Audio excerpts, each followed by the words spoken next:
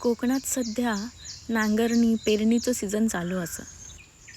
इकडे तांदूळ या मुख्य पीक असल्यामुळे सध्या सगळेच जण शेतात दिसतले.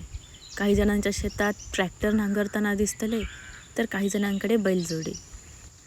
माझं गाव डोंगराळ भागात येतं, त्यामुळे आमच्याकडे एका वाटेक भात शेतीचे असे कुणगे दिसतले तर एका वाटेक डोंगर.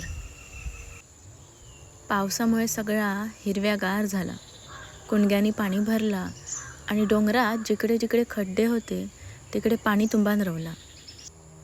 वादळी वाऱ्यामुळे सड्यावर बरीचशी झाडं पडली, काही आंब्याची, काही काजूची. घराकडे बागेत नारळाची आणि पोफळीची झाडंसुद्धा बरीचशी पडलीत. त्या दरवर्षीचाच असा म्हणा, यंदाही बरीचशी नवीन झाडं लावची लागतली.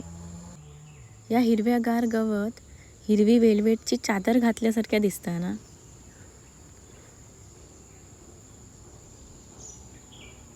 हिरव्या वेलवेट बरोबरच ह्यो लाल वेलवेटवालो प्राणी पण दिसलो बघा.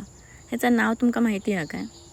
माका लहानपणी ना बाबांनी एकदा हिरव्या रंगाचा वेलवेटचा फ्रॉक आणून दिलेलो सरस्वती पूजनाक.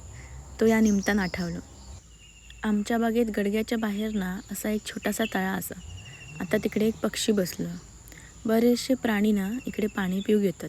आता तर सगळीकडेच पाणी असा, पण थोड्या दिवसांनी जेव्हा बाकीची पाणी आटली तेव्हा हेका मात्र पाणी रवतलं. मुंबईसून येताना नवीन चप्पल घेऊन इल्लेलं आहे. आता मांगरात माका पेज करूची. पेजेबरोबर कसली भाजी करू हा विचार करते. सध्या भाजी घराकडसून आणूची लागणार नाही. बरेच रानभाजी रुजलेत. खयची होई ती घेऊन येवा आणि शिजवा. रानभाज्यांचे व्हिडिओ पण लवकरच मी आणतले. आता जाते, कामं असत. परत लवकरच भेटूया.